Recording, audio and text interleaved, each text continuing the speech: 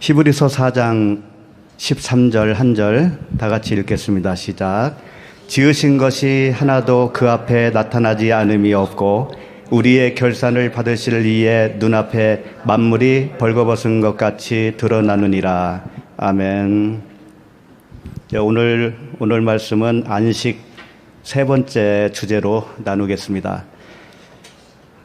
사실은 4장 끝절까지 마치려고 했는데 준비하다 보니까 말씀이 계속 솟아나는 거예요. 그래서 전할 것은 많고 그래서 한 절만 하기로 했습니다. 오늘 새로 오신 분도 계시고 오래간만에 오신 분도 계신데 저 뒤에 두 분 부부 계양구에서 오셨어요. 우리 환영하는 박수. 환영합니다. 또 여기 미국에 오래 체류하다가 오셨는데 잠깐 일어나 주시죠. 환영합니다.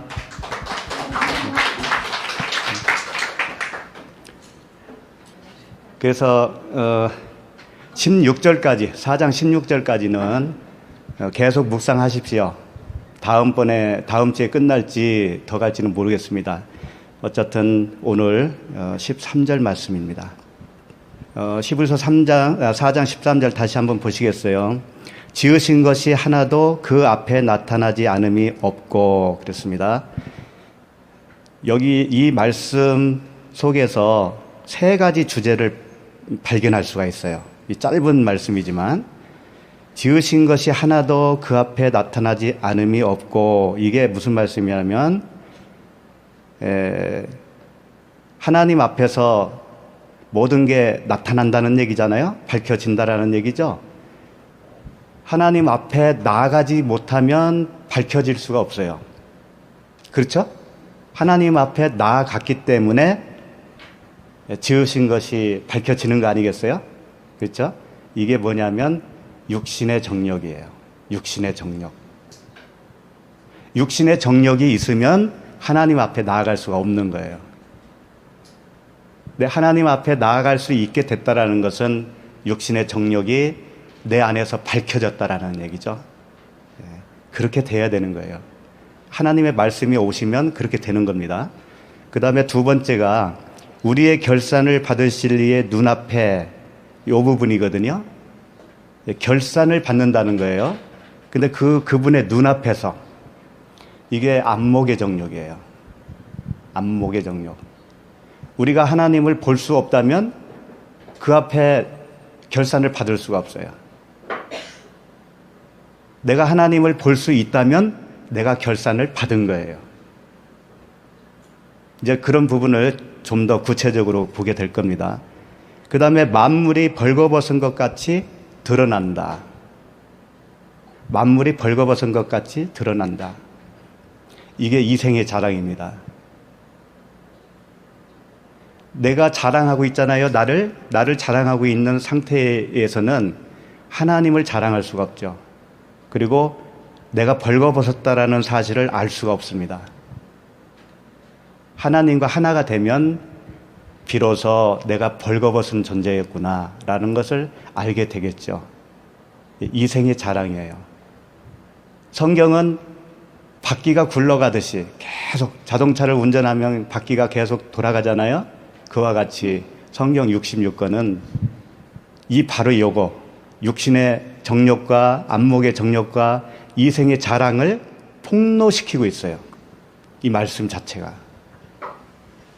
그래서 계속 말씀을 보다 보면 이 부분이 반복적으로 나와요. 반복적으로.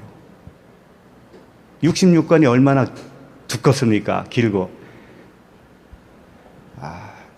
지구를 한 바퀴 도는 것처럼 그렇게 돌아갈 때 바퀴가 얼마나 수없이 많이 돌아가겠어요. 그와 같이 계속적으로 우리에게 이 세 가지 말씀을 설명하고 있고 폭로시키고 있는 거예요. 얼마만큼 우리가 그 세 가지가 없어지기 힘들기 때문에 얼마나 힘들면 그러겠어요. 그래서 그것을 세 가지 육신의 사랑이라고 정의할 수가 있습니다. 나를 사랑하는 거예요, 나를. 그게 육신의 정욕과 안목의 정욕과 이생의 자랑입니다. 그 나 사랑, 자기 사랑. 이 자기 사랑에서 벗어나기가 너무 어렵거든요. 오늘도 여지없이 그런 말씀인 거예요. 그런데 우리가 지난주에 4장 12절을 살펴봤지 않습니까? 그 말씀이 하나님의 살아있고 활동력이 있는 그 말씀, 좌우의 날선 검 같은 그 말씀이 우리에게 임했을 때 바로 이 세 가지의 나라고 하는 자기 사랑이 폭로가 되는 거예요. 그래서 평생 동안 우리가 어쩌면 이 안식에 들어가기까지는 그 싸움이 계속된다는 거죠. 결국 누구와 누구와의 싸움이죠? 나라고 하는 자기 사랑과 하나님이라고 하는 하나님 사랑과의 싸움이에요. 이 싸움은 계속됩니다. 그래서 이걸 야곱이 약복강에서 하나님과 씨름을 하지 않습니까? 그런 것들을 통해서 우리에게 보여주고 골리앗과 다윗의 싸움에서 우리에게 그런 모습을 보여주는 거예요. 그래서 오늘은 다 볼 수 없으니까 다윗과 그 골리앗의 싸움 있죠? 그 부분을 좀 보면서 하나님의 말씀 뭐라고 하시는지 들어보겠습니다. 사무엘상 17장 40절이에요. 사무엘상 17장 40절. 잘 아시는 내용인데 40절을 일단 보시면 손에 막대기를 가지고 시내에서 매끄러운 돌 5을 골라서 자기 목자의 제구 곧 주머니에 넣고 손에 물매를 가지고 블레셋 사람에게로 나아가니라. 다윗이 골리앗과 싸우기 위해서 지금 무장하는 모습이죠. 여기서 막대기를 가져갔어요. 손에 막대기를 가졌습니다. 이 막대기는 무엇을 의미할까요? 성경은 이 상징적인 언어입니다. 상징. 굉장히 집요하리만큼 하나님은 한 가지 상징 언어를 딱 주셨으면 끝까지 가는 거예요. 그게 이랬다 저랬다 변함이 없어요. 막대기, 나무, 기둥 이게 다 뭘 표현하고 있죠? 십자가죠. 네. 다윗이 지금 무엇을 들고 가는 거예요? 십자가. 예. 그 다음에 매끄러운 돌 5은 뭘까요? 그래서 이 상징 언어를 우리가 많이 알면은요, 이제 성경 읽기가 수월해지고 재미있어질 거예요. 돌 5이죠. 돌 5은 돌 5을 가져갔지만 사용은 한계했습니다. 그렇죠? 하나로 골리앗을 물리쳤어요. 돌 5은 무엇을 설명하고 있냐면 열처녀 아시죠? 열처녀 중에 5명은 기름 준비를 했고 5명은 기름 준비를 못했어요. 합해서 열처녀입니다. 근데 5은 기름 준비를 했어요.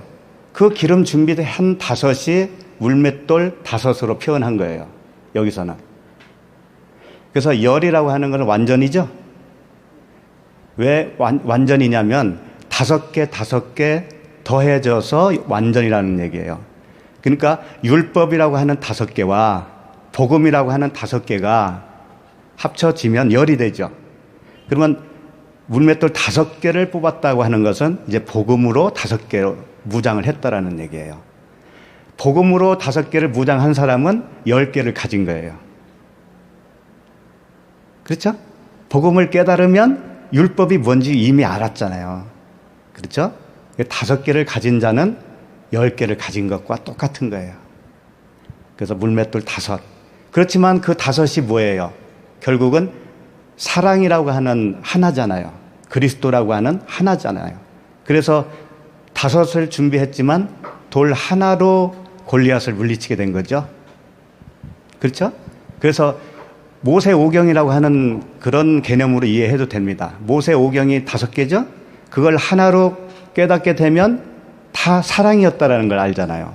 그 안에 예수 그리스도라고 하는 복음을 담고 있구나. 그걸 알게 되었죠? 그러면 그거 하나가 되는 거예요. 그러면 제구, 여기 또 나오죠? 이상한 말씀들 나와요. 제구, 목자의 제구, 곧 주머니에, 이런 말이 있는데, 이 주머니가 뭘까요? 물맷돌이 방금 뭐라고 그랬죠? 말씀이잖아요. 복음. 복음을 넣는 주머니잖아, 이게 지금. 그럼 복음이 어디에 담겨 있는 거예요? 성전이죠, 성전. 성전. 주머니는 성전을 말합니다.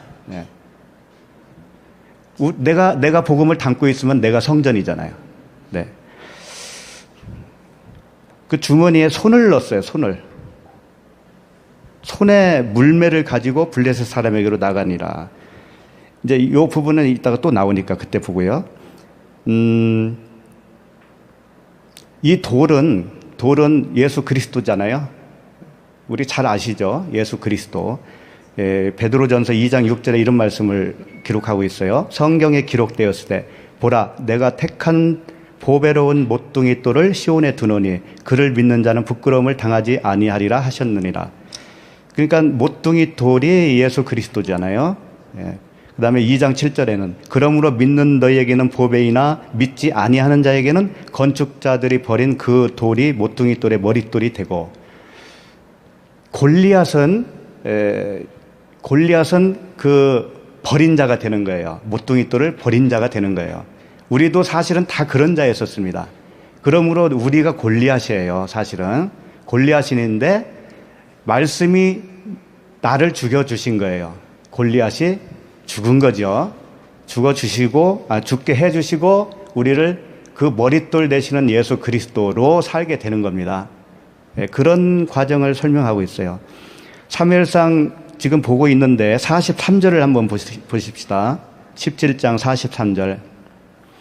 블레셋 사람이 다윗에게 이르되 내가 나를 개로 여기고 막대기를 가지고 내게 나왔느냐 하고 그의 신들의 이름으로 다윗을 저주하고, 골리앗이 하는 말이죠. 다윗에게 나를 개로 여기고 막대기를 가지고 왔니? 그러는 거잖아요.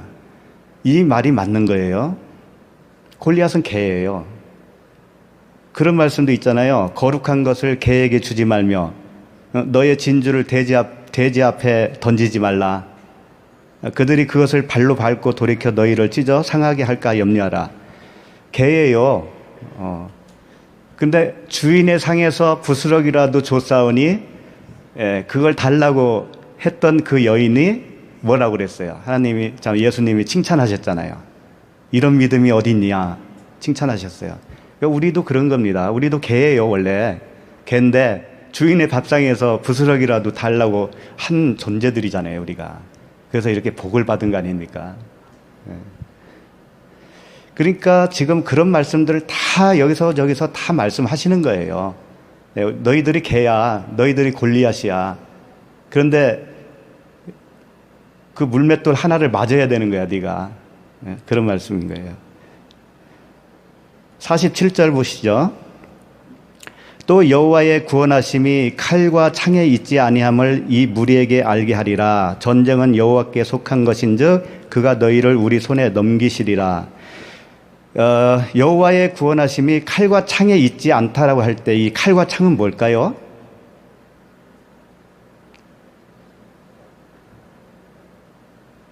그러면 여호와의 구원하심이 무엇로 구원을 합니까? 칼과 창이 아니면. 이런 말씀 있잖아요. 율법의 행위로는 의롭다 함을 육체가 없다고 말씀하시면서 무엇으로 구원받는다고 그러죠, 우리가? 믿음으로. 그러니까 여기서 칼과 창은 뭐에 속할 거예요? 율법이지. 율법의 행위죠.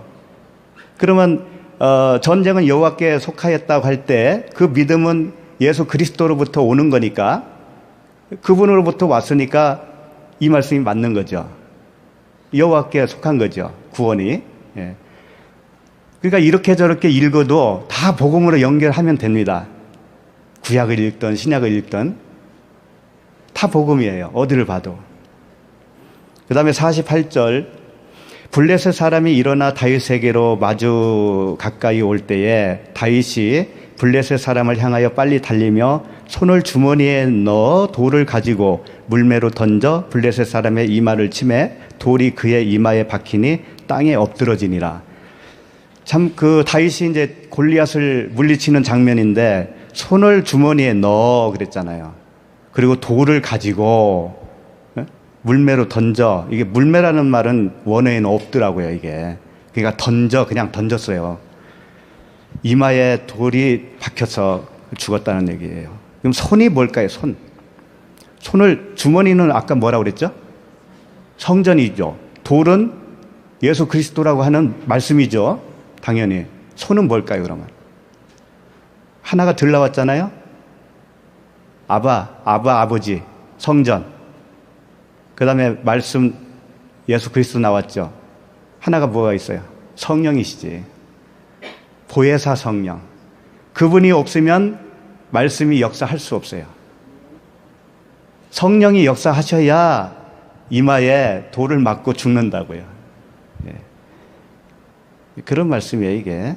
그래서 그 말씀으로 목배임을 당해야 비로소 우리가 육신의 정력, 안목의 정력, 이생의 자랑이 박살나는 겁니다. 그래야 주님께로 온전히 나아갈 수 있고 주님을 온전히 볼 수가 있고 주님과 온전히 하나가 될 수 있어요. 그때는 내 자랑이 없어지는 겁니다. 그때부터는. 오직 주님만을 자랑하게 되어 있어요. 그때부터는. 서론이 좀 길었죠. 본문으로 가겠습니다. 히브리서 4장 13절. 말씀이 좀 왔다 갔다 하실 거예요. 그래도 히브리서 4장 13절은 항상 돌아올 거니까 기억하고 계시고. 4장 13절 다시 한번 보겠습니다. 지으신 것이 하나도, 이런 말씀이 있어요. 지으신 것이 하나도 할 때 이 지었다. 이게 뭐냐면 크티시스라고 하는 단어인데 피조물이라는 얘기예요. 피조물. 창조된 것이라는 뜻이에요. 지으신 것이, 창조된 것이, 이런 의미입니다. 그랬을 때 이 크티시스는 피조물인데, 주님의 피조물인데 하나님의 피조물이 아닌 게 없잖아요. 이 세상 모든 만물이. 그렇지만 성경은 피조물 할 때는 저 달, 별 이런 거 얘기하시는 거 아닙니다. 하나님의 피조물은 우리만을 생각하고 있는 거예요. 우리만을 생각하는 단어예요. 창조했다고 할 때는 우리를 창조했다라는 얘기예요. 그것을 항상 하나님의 말씀 속에서 찾을 수가 있어요. 그러니까 주님은 오직 우리에게만 관심 있는 겁니다. 오직 우리에게만. 소, 양, 비둘기 이런 것들이 관심 있는 게 아니에요. 하나님은 그런 것들은 다 교보제로 사용하기 위해서 있는 거예요. 오직 우리예요. 관심 우리만, 사람만 그분의 아들이 될 수 있기 때문에 그래요. 고린도 후서 5장 17절에 잘 아시는 말씀이니까 찾을 거 없어요. 그런즉 누구든지 그리스도 안에 있으면 새로운 뭐라고요? 피조물. 이 크티시스라고 이게.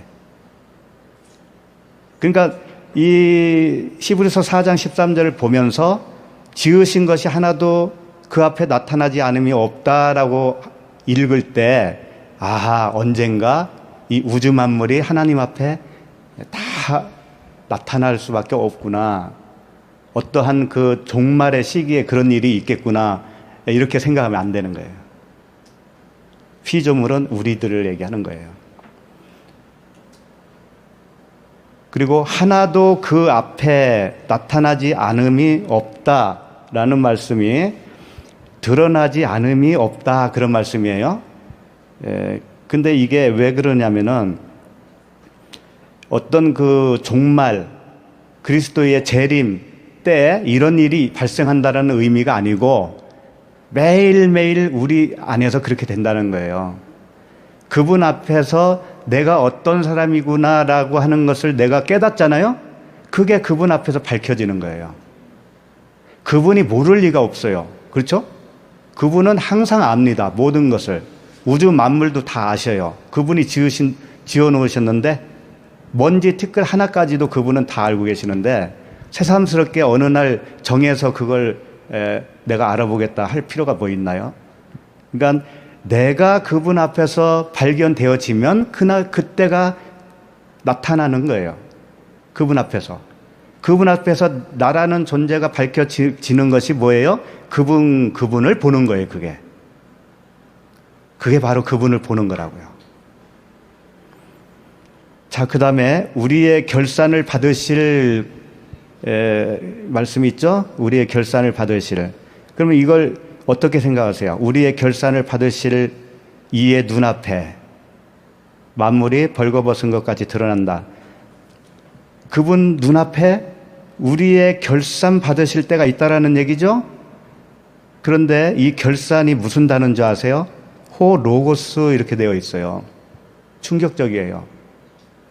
결산은 결산인데 그 말씀의 결산이다. 그런 얘기예요. 우리는 결산 받는다고 생각할 때 어떤 행위를 먼저 생각하기 쉬워요. 그렇죠?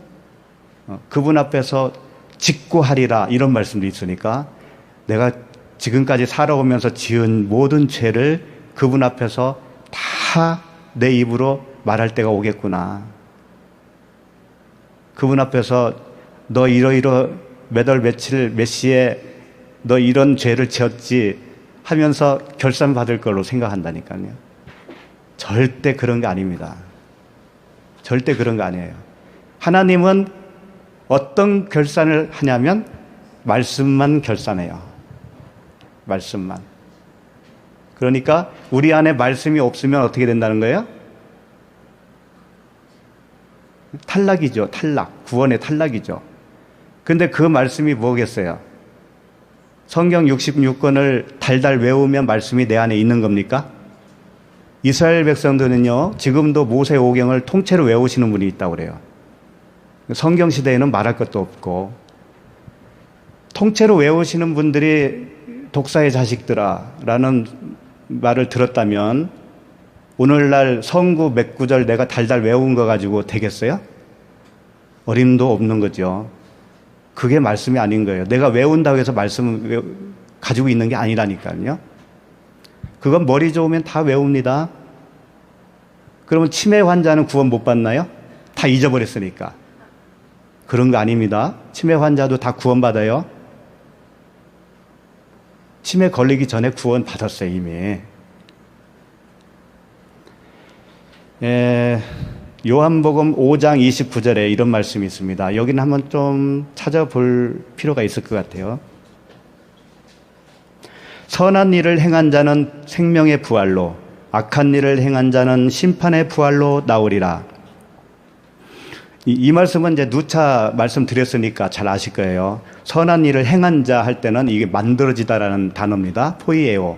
선한 일을 할 수 있도록 하는 자로 만들어진 그 존재는 생명의 부활로 나온다는 거죠.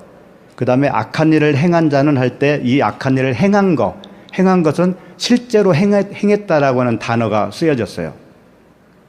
그러니까 우리는 다 악한 자였었어요, 원래. 그렇잖아요.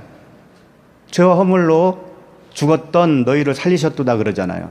그러니까 우리는 죄와 허물로 원래 죽어 있었던 존재니까 원래 악한 자였는데 선한 일로 지음을 받는 거예요, 우리가. 새롭게. 재창조. 그런 사람만 생명의 부활로 나온다는 거예요. 그럼 그렇지 못한 사람은 다 그냥 악한 일을 행한 자예요. 선하게 살든 악하게 살든 관계없어요. 하나님의 선의 기준에 만들어지지 않으면 인간의 판단으로 봤을 때 선하다고 하는 분들도 악한 일을 행한 자가 되는 겁니다. 그래서 심판의 부활로 나오는 거예요. 이게 먼 훗날의 이야기가 아니에요. 매일매일 이렇게 된다는 겁니다. 5장 30절 내가 아무것도 스스로 할 수 없노라 듣는 대로 심판하노니 나는 나의 뜻대로 하려 하지 않고 나를 보내신 이의 뜻대로 하려 함으로 내 심판은 의로우니라.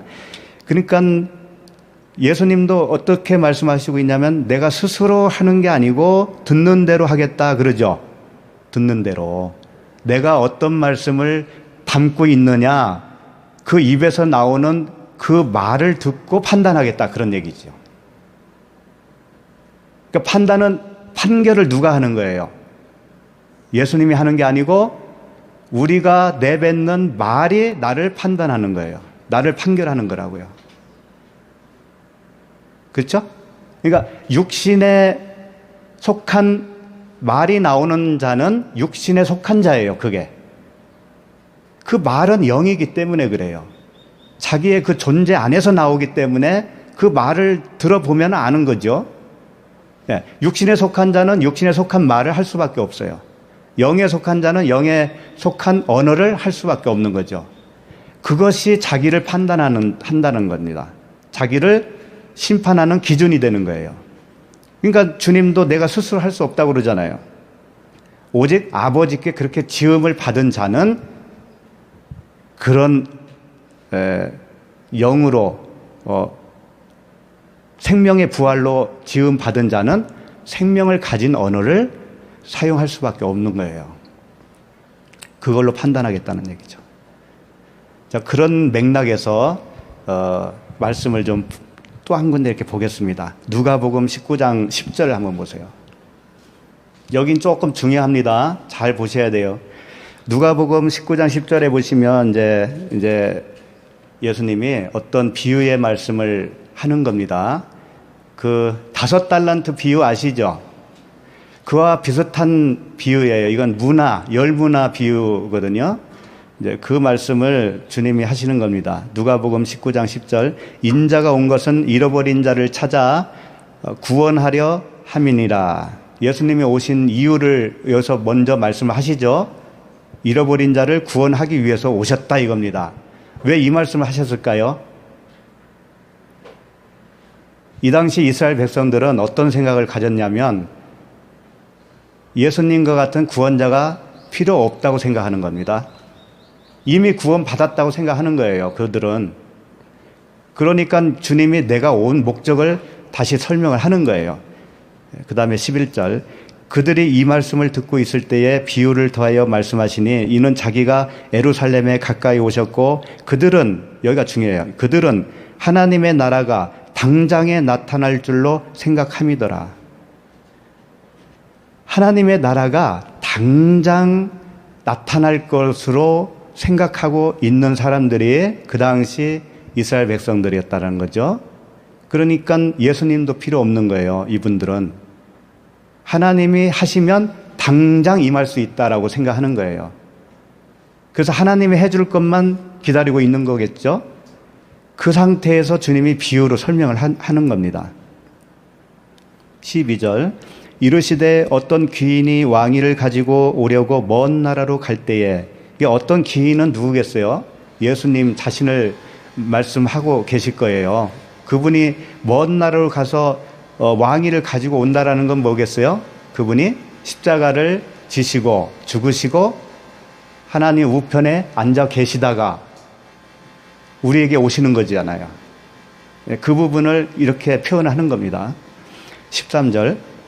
그 종 열을 불러 은하 열 문화를 주며 이르되 내가 돌아올 때까지 장사하라 하니라. 열 문화를 주면서 장사하라고 그랬어요. 이게 이제 이 문화는 돈 화폐의 단위입니다.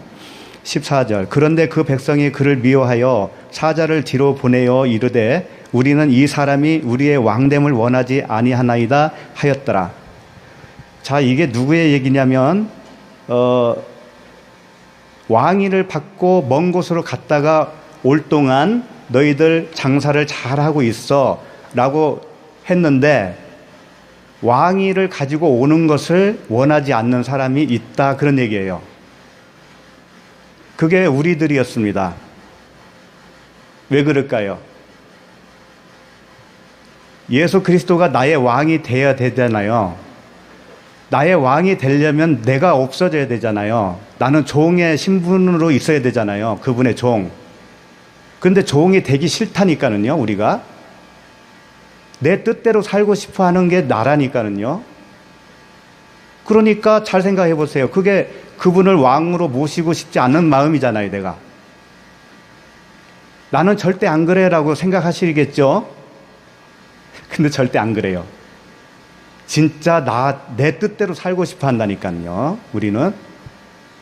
내 원함이 관철되기를 원하지, 하나님의 뜻대로 되어진다는 것은 불확실한 거 아닙니까? 내가 병 들어서 살지, 가난하게 살지, 부자로 살지 어떻게 알겠냐고요. 그분이 왕 되면은 그분 뜻대로 나를 이끌어 갈 텐데 두렵지 않아요? 그러니까 내 뜻은 항상 있는 거예요. 내 뜻을 관찰하려면 어떻게 해야 되겠어요? 네? 그걸 유지하려면 어떻게 하겠어요?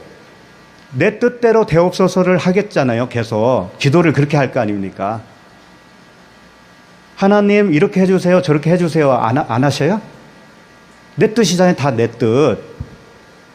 근데 주님은 겟세마네 동산에서 어떻게 기도하셨는데요? 내 뜻대로 마옵시고 아버지의 원대로. 예. 그렇게 되기가요, 쉬운 것 같아요? 쉬운 것 같아요, 그게? 우리는 두려운 존재이기 때문에 그래요. 이 세상을 살아가는 데 있어서 두려워하는 존재이기 때문에 내 의식 속에서 그걸 원하지 않는다니까요. 그러니까 이 말씀을 통해서 우리들을 고발하고 있어요, 지금. 그런 자가 있다라는 겁니다.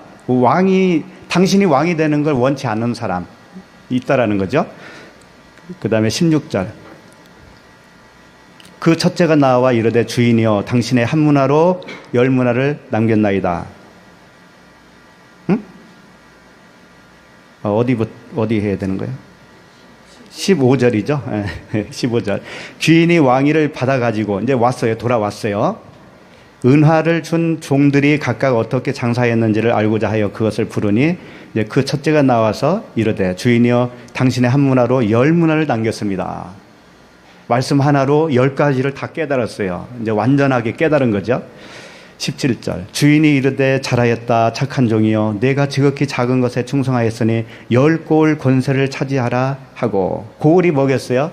하나님 나라죠. 천국이죠. 네? 말씀을 깨닫게 된 것이 뭐예요? 천국이죠. 천국을 받은 거죠. 18절. 그 둘째가 와서 이르되 주인이여 당신의 한 문화로 5문화를 만들었나이다. 깨달은 5마디. 네? 기름 준비한 5처녀. 물맷돌 5개. 복음을 알았다 이거예요. 복음을. 응? 그 다음에 19절. 주인이 그에게도 이르되 너도 5고을을 차지하라. 5고을, 10고을 다 같은 거예요. 그걸 또 차별을 둬가지고 경쟁심 또 유발시켜가지고 10고을 차지하기 위해서 우리 구역이 이기냐 저 구역이 이기냐 막 그런 것도 하잖아요. 상품도 걸어놓고 전도하자. 자, 그 다음에 20절. 또 한 사람이 와서 이르되 주인이여 보소서 당신의 한 문화가 여기 있나이다. 내가 수건으로 쌓아 두었나이다. 이 사람은 말씀을 수건으로 쌓아 놓은 거죠. 네, 모세의 얼굴을 수건으로 가린 것 같이. 그리스도의 말씀, 복음을 아직도 깨닫지 못하였어요. 그러면서 그 이유를 말하는 겁니다. 왜 그렇게 했는가를 이유를 말해요. 21절. 이는 당신이 엄한 사람인 것을 내가 무서워함이라. 이렇게 하나님이 엄하다라고 생각을 한 겁니다. 이 종은. 그래서 말씀을 문자대로만 적용을 한 거예요. 더 이상 알려고 하지 않았겠죠? 그런데 여기서 엄하다라고 하는 그 뜻이 뭐냐면은요, 아우스테로스라고 하는 단어인데, 아엘이라고 하는 단어에서 유래했어요. 그 아엘이 뭐냐면은 공중, 허공 그런 뜻입니다. 공중, 허공. 어떻게 공중, 허공이 엄한 단어로 연결할 수가 있을까요? 이스라엘 백성들이 어떤 환난을 당하죠. 그러면 그들이 하는 행동이 있어요. 티끌을 어디다 뿌려요? 공중에다 뿌리죠. 공중. 그게 아엘이에요. 공중에 뿌려요. 그럼 티끌이 어디로 갈지 모르잖아요. 그렇죠? 그럼 바람에 따라 흩어질 거 아닙니까? 티끌을 뿌린다는 건 뭐예요? 내가 티끌 같은 존재라고 하는 것을 인정하는 거죠. 근데 공중에 왜 뿌리겠어요? 그 티끌을 공중에 맡긴다는 거죠. 예? 어디로 가든지 상관없다 이거죠. 그렇죠? 그게 두렵다라는 거지. 그게 엄하다라는 거예요. 그게 왜 엄할까요? 마음대로 흩어지는 게 왜 엄할까요? 공중에서 공 있죠? 축구공, 탁구공 이런 거 있잖아요. 공중에서 가장 무서운 공이 무슨 공인지 알아요? 럭비공입니다. 왜 그럴까요? 어디로 튈지 모르죠? 이게 엄하다라는 거예요, 이게. 아이를, 갓난아이 있잖아요. 이제 갓 걸어 다니는 아이를 차가 다니는 도로, 큰 도로 가운데 세워놓고 혼자 놔뒀다고 생각해 보세요. 이 아이가 어디로 갈지 모르잖아요. 분간 못 하잖아요? 어디로 갈지 몰라요. 이게 엄한 거라는 거예요. 이런 상태가. 그러니까 이 종은 지금 어떤 생각을 하고 있냐면 이런 거예요. 하나님은 어떻게 할지 모르는 하나님으로 두려워하고 있는 거지. 그러니까 하나님은 어떤 원칙도 없고 어떤 과정도 없고 어떤 선례도 없고 자기 마음대로 한다라고 하는 하나님을 알고 있는 거예요. 그걸 엄한 하나님이라는 거예요. 그걸. 그런데 하나님은 정말 원칙도 없이 하시나요? 일을? 우리를 구원하는 방법이 아무 그 원칙이 없나요? 다 성경 말씀을 제시해 주셨잖아요. 근데 그걸 우리가 따르지 않으면 어떻게 되냐면 이 종과 같은 마음가짐으로 사는 거예요. 그냥 말씀에 대해서 아무 관심도 없는 사람 있잖아요. 나 그냥 예수 믿어. 교회 다니니까 나 열심히 그냥 뭐 하라는 대로 잘 하잖아. 그거 이상 뭐가 있습니까? 그런 사람을 얘기하는 거예요. 그런 사람이 마음가짐은 하나님이 그냥 해 주실 것이지 라고 하는 관념 속에서 사는 거예요. 그러니까 그런 분은 말씀에 아무 관심이 없어요. 그런 분은. 그럴 거 아니에요. 그게 하나님을 엄하게 여기고 있는 사람이라고요. 그게. 하나님을 넉비공으로 생각하는 거예요. 어디로 튈지 모르는 그 엄한 사람으로, 엄한 분으로 생각하는 거예요. 그게 악하다니까는요. 그게. 하나님은 구원의 방법을 다 제시해 줬고 그것을 우리를 따라가기를 원하시고 계시는데 우리는 그 과정을 밟으려고 하지를 않고 나대로 사는 거예요. 그냥 나대로. 그게 종교인입니다. 종교인. 자, 그 다음에 엄한 사람인 것을 내가 무서워함이라 당신은 두지 않은 것을 취하고, 자, 하나님은 두지 않은 것을 취한다 이거예요. 그 다음에 뭐예요? 또 심지 않은 것을 거두나이다. 이제 이 두 가지로 자기가 그 말씀을 수건으로 쌓아놨다라고 하는 이유를 지금 변명을 한 겁니다. 그러면 여기서 두지 않은 것을 취한다는 의미가 뭘까요?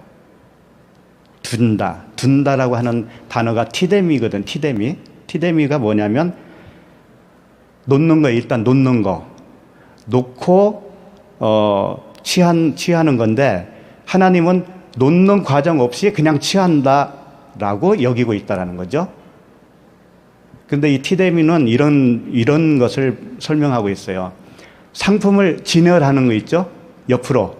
상품을 이게 아래에서 위로 쌓는 게 아니고 옆으로 쫙 진열하는 거 있죠? 진열해 놓고 그 진열된 것으로 무엇인가를 설명하는 거예요. 그게 뭘까요? 그게 성경 66권이에요. 그러니까 하나님은 먼저 놓으셨잖아요. 성경을 놓으신 겁니다. 이게 티뎀이에요. 이게 먼저 놓는 거예요. 이걸 놓고 설명을 쫙 하신 다음에 거두는 거예요. 수확을 하시는 거예요. 그런데 이 종이 무슨 말을 했냐면 하나님은 그런 거 절차 없이 우리를 그냥 걷어간다 이렇게 표현한 거란 말이에요. 그러니까 무지한 거죠. 그러니까 상품 진열하듯이 쭉 늘어놓고 그것이 어떤 상태냐면 우리가 누워있는 상태, 허물과 죄로 누워있는 상태, 거기서 둔다, 취한다라고 할 때 이 단어는요, 아이로라고 하는 단어예요. 아이로. 이 아이로는 뭐냐면, 들어 올리다, 땅에서 들어 올리다, 이런 뜻입니다.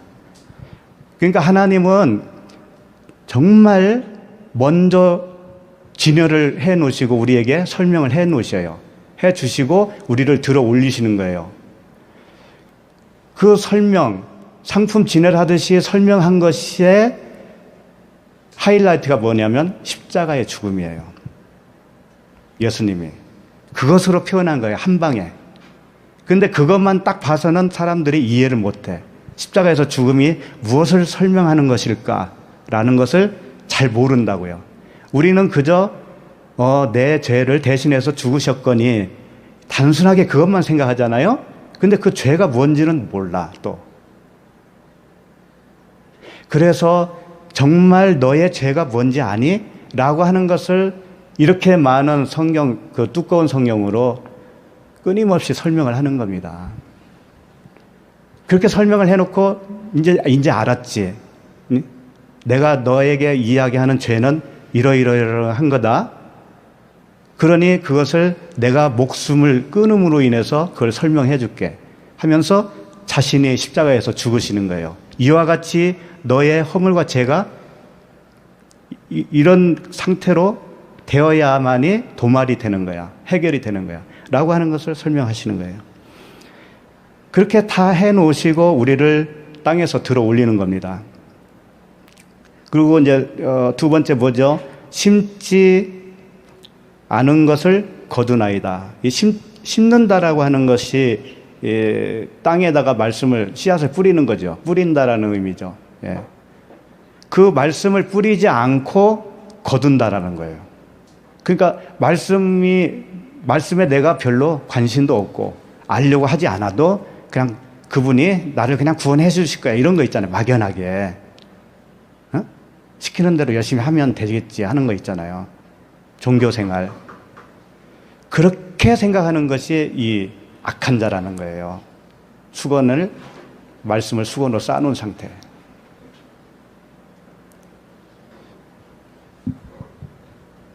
그래서 이제 우리가 찬양할 때 손 들고 하시는 분도 있죠. 기도할 때 손도 들잖아요. 이 손 든다는 거 하는 것이 뭐냐면 들어 올린 것을 표현하고 있는 거예요. 내가 원래 누워 있었는데 이제 일어섰다라고 하는 표현이에요, 그게. 그러니까 손 들면 하나님이 더 이뻐할 것처럼 여기기 때문에 단지 손 드는 거 그런 거 아니에요. 예. 기도할 때 손 들고 기도하는 거, 손 들고 기도하면 하나님이 더 잘 들어주겠지. 막연한 생각인데 그런 게 아니라고요. 자신도 모르고 그렇게 하고 있는데 거기에 복음을 담고 있어요. 그렇게 일어서야 되는 거야. 십자가로 일어서야 되는 거야.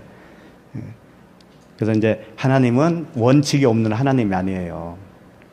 정말 빈틈없이 계획이 있었어요. 그분은 계획. 그 계획을 성경 66권을 통해서 우리에게 가르쳐주고 그대로 우리가 따라가기를 원하시는 거예요.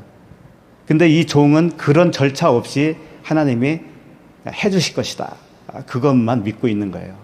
이스라엘 백성들이 하나님 나라가 한 번에 언젠가 확 임할 것이다 라고 하는 그 생각, 막연한 생각, 그것을 깨부시기 위해서 예수님이 이런 비유를 말씀하신 거예요.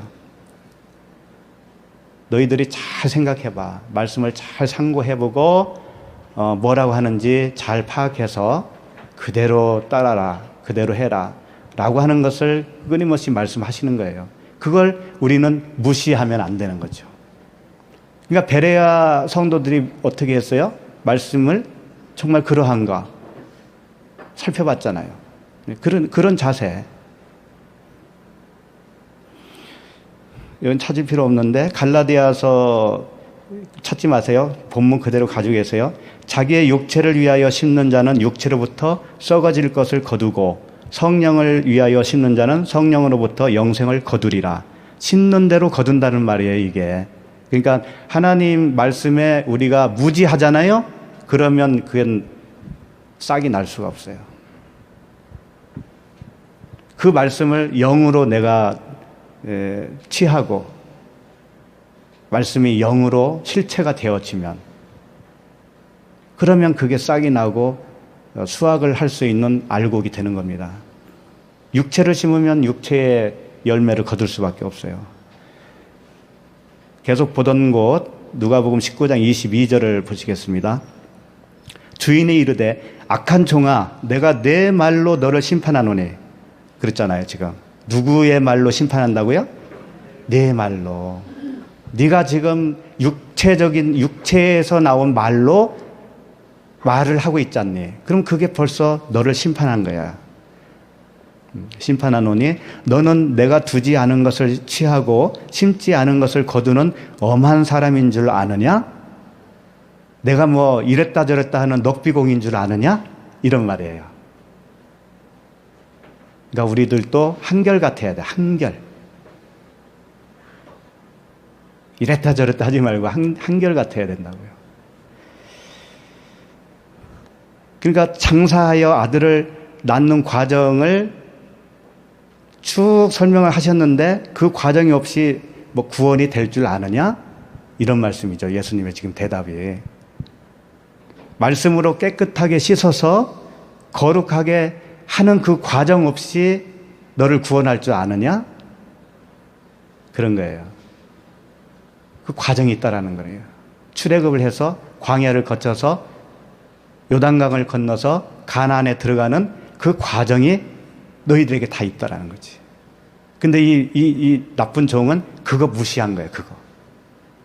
그냥 어떻게 살다 보면, 예수 믿고 살다 보면 그냥 죽으면 천국 가겠지.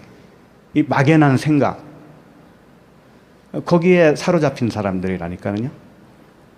십자가에서 주님이 너를 위한 속전, 그 값을 치르는 그 속전이 없이 네가 구원이 될 줄 아느냐? 이런 말씀인 거예요. 그 과정이 필히 있어야 된다는 거죠. 그리고 말씀으로 네가 목배임을 당해야 되는데 네가 말씀으로 목배임을 당하지 않고 구원받을 줄 아느냐? 이런 말씀인 거예요. 이게 다 함축적으로 되어 있는 거예요. 그래서 23절에 누가복음 19장 23절에 그러면 어찌하여 내 돈을 은행에 맡기지 아니하였느냐? 그리하였으면 내가 와서 그 이자와 함께 그 돈을 찾았으리라 하고 그랬습니다. 네가 그것을 한 문화를 수건으로 싸지 않고 은행에 맡겼으면 이자라도 받을 거 아니냐? 그런 말씀이죠. 은행에 넣는다는 게 뭘까요? 은행에 넣어야 이자가 나오잖아. 이자가 뭐라고 그랬죠? 아들이라고 그랬잖아요. 벌써 까무셨나?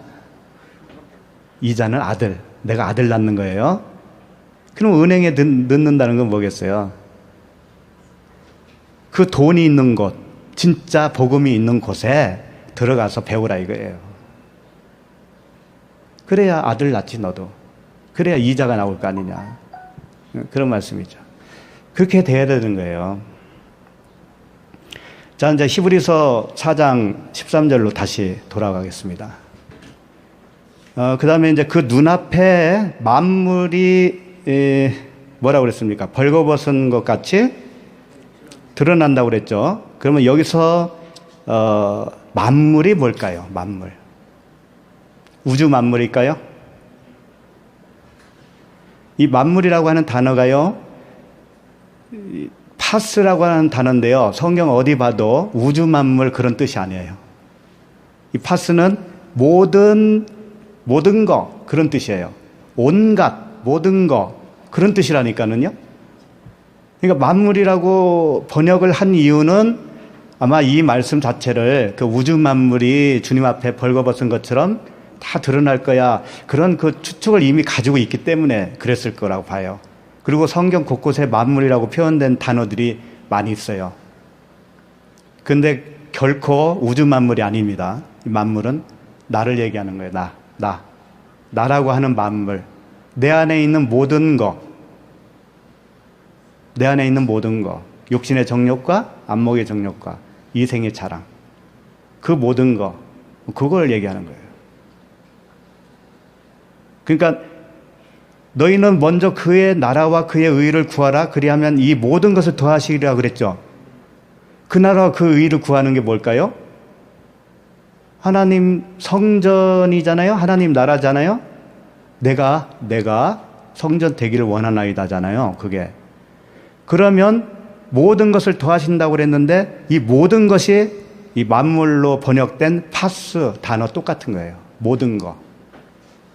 그러면 하나님 나라가 임하기를 원했으니까 그 모든 것은 뭐가 되겠어요? 하나님 나라에 있는 모든 것이겠죠? 네. 이걸 또 어떻게 생각하냐면, 모든 거? 이야, 그러면 하나님 나라만 구하자. 그럼 모든 거 준다 했잖아. 아들도 주고, 딸도 주고, 집도 주고 다 할 거 아니야. 또 이쪽으로 간다니까는요, 그냥.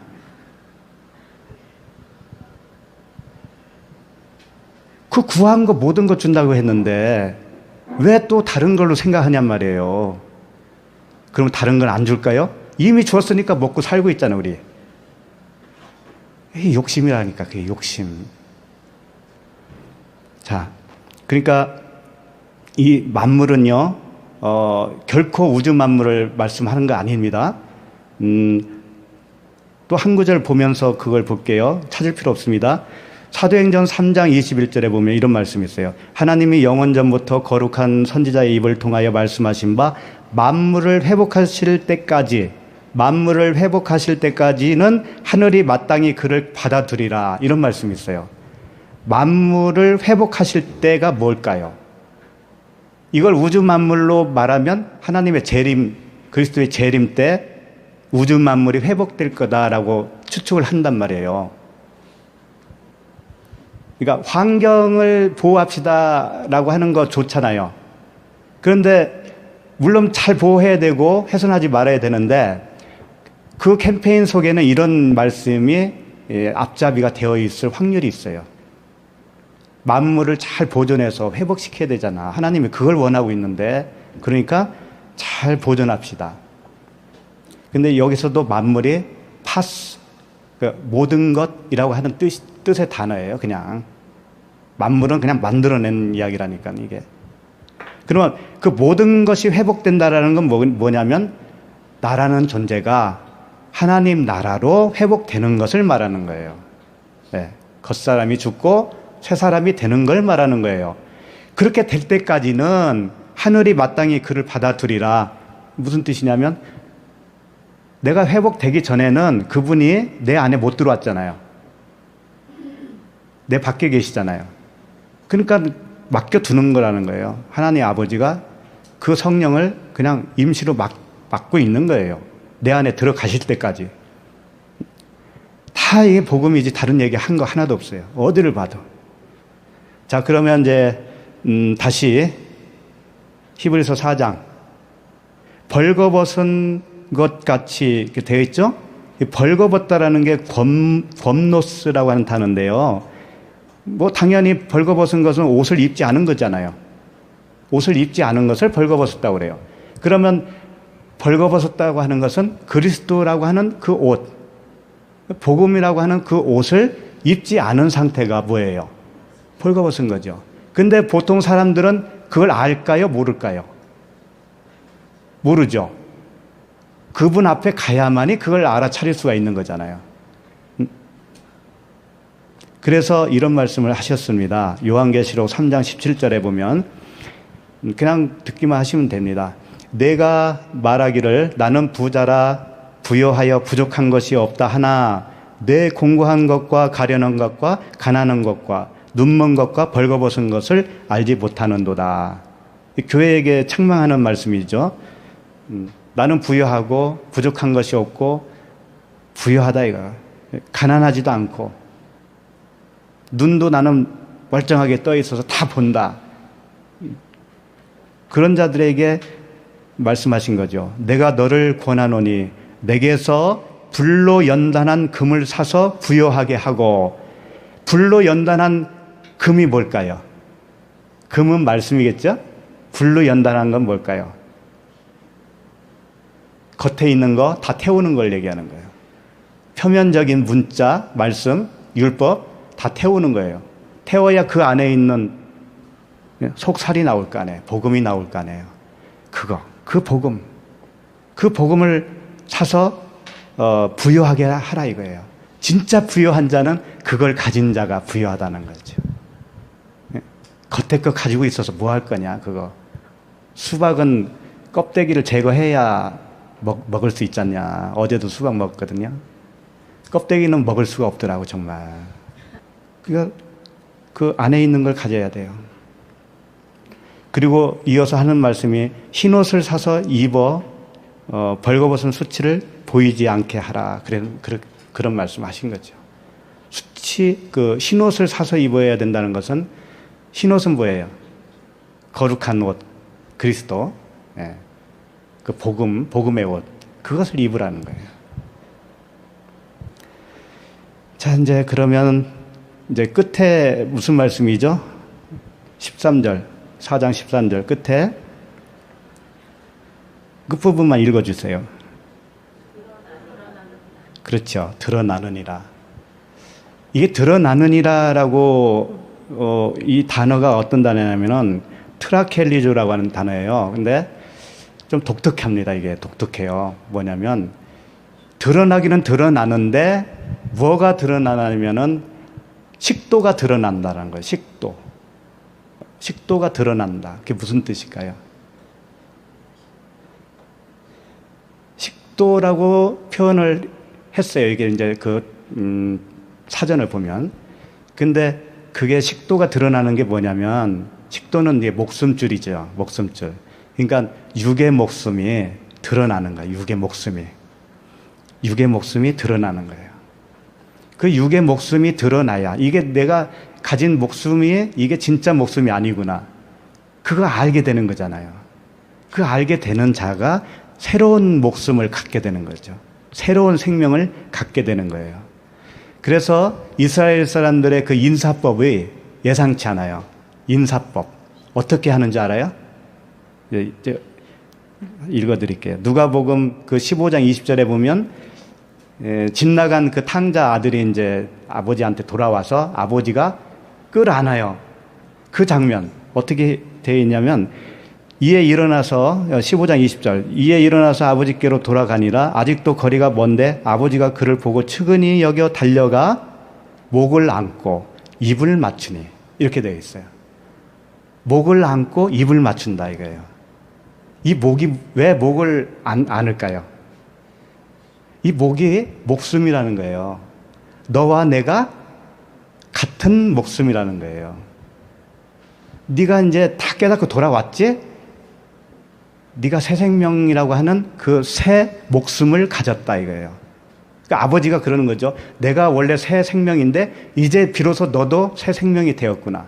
그러니까 같은 목을 가졌구나. 같은 목숨이구나. 그러면서 목을 안는 거예요. 이게 안는다고 하는 것은 하나됨이잖아요. 그 입을 맞춘다는 건 뭐겠어요? 새 생명으로 되어 있는 그 사람에게서 나오는 언어가 같은 언어가 되었구나. 이제 같은 복음으로 우리가 하나 되었구나. 그것을 설명하고 있는 거죠.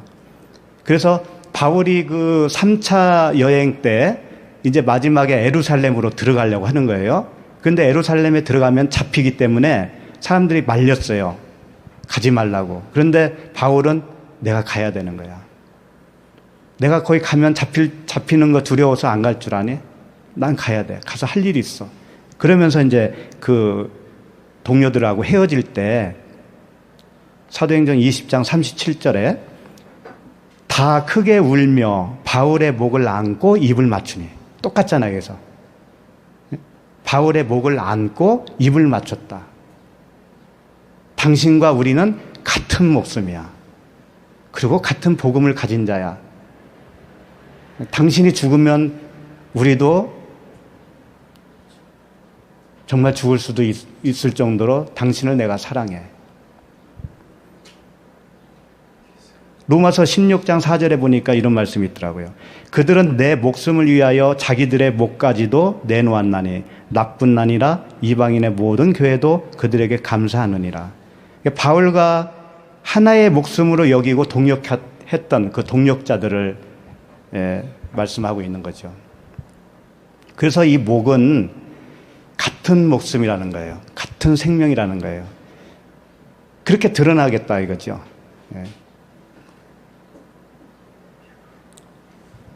그러니까 오늘 말씀이 뭐죠? 다 드러나는 거죠? 드러나는 거. 육신의 정욕과 안목의 정욕과 이생의 자랑이 다 드러나는 거예요, 결론적으로. 그렇게 되는 것이 안식인 거예요. 그렇게 드러나야 안식인 거예요. 그 지으신 것이 하나도 그 앞에 나타나지 않음이 없고, 이 지으신 것은 나라고 하는 첫 번째 사람입니다. 첫 번째 사람. 그걸 첫째 아담이라고 그러잖아요. 첫째 아담 표현을.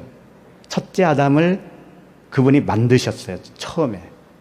그 그릇으로 만든 거죠. 거기다가 둘째 아담을 담기 위해서. 그리고 결산을 받으실 이의 눈 할 때 이 결산은 호로고스라고 그랬죠? 말씀 결산이다. 네가 가지고 있는 말씀이 어떤 말씀이냐. 그걸 보겠다라고 하는 거예요. 그게 주님이 볼 때 합당해야 그게 구원인 거예요. 그 다음에 만물이 벌거벗은 것 같이 드러난다. 목숨이 드러난다. 첫 번째 목숨, 육의 목숨이 드러나야 새로운 생명을 받는 거가 되겠죠. 새로운 생명을 받으면 또 처음 목숨이 무언지를 알게 되겠죠. 그러니까 오늘 다 그런 말씀이었습니다.